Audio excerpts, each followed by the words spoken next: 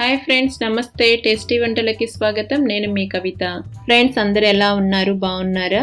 Friends, మన tasty వంటల ఛానల్లో వీడియోస్ పోస్ట్ చేసి దగ్గరగా 1 మంత్ అవుతుంది. కొన్ని రీజన్స్ వల్ల వీడియోస్ పెట్టలేకపోయానండి. నేను పల్లెకి వచ్చాను, ఇక్కడి నుంచే వీడియోస్ పోస్ట్ చేస్తున్నాను.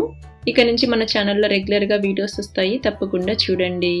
ఇవాళ మన టేస్టీ వంటల ఛానల్లో ఎంతో టేస్టీగా ఉండే మిర్చి బజ్జీ గురించి తెలుసుకుందాం.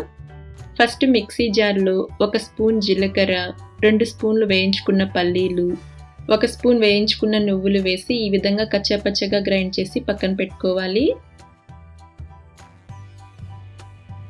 తర్వాత ఒక చిన్న సైజ్ లెమన్ అంత చింతపండుని తీసుకుని వాటర్లో నానబెట్టి ఈ విధంగా తిక్కుగా పేస్ట్ లాగా గుజ్జు తీసి పెట్టుకున్నాను.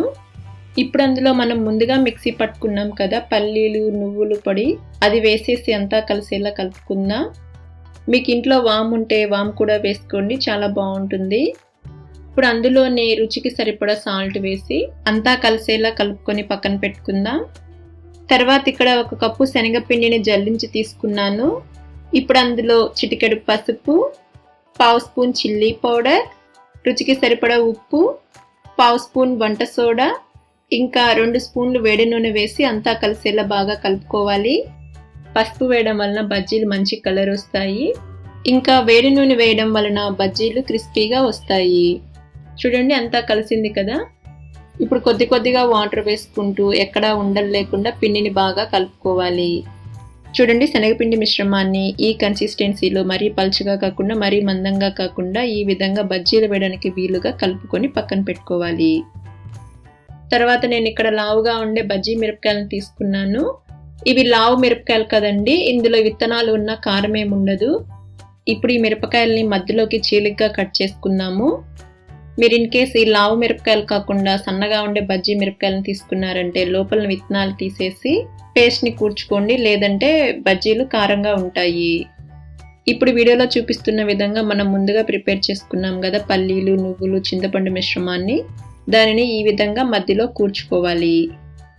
అదేవిధంగా అన్ని మిరపకాయలకు ఈ పేస్ట్ని కూర్చుకొని పక్కన పెట్టుకోండి. ఇప్పుడు ఒక్కో బజ్జీ మిరపకాయని శనగపిండి మిశ్రమంలో బాగా ముంచి ముందుగా వేడి చేసుకున్న ఆయిల్లో వేసుకోవాలి. ఆయిల్ బాగా కాగాక బజ్జీలను వేసుకోండి. నేను ఊర్లో ఉన్నానని చెప్పాను కదండి, అందుకే నేను పొయ్యి మీద చేస్తున్నాను. మీరు గ్యాస్ పైన చేసుకుంటే మీడియం ఫ్లేమ్లో బజ్జీలని ఫ్రై చేసుకోండి.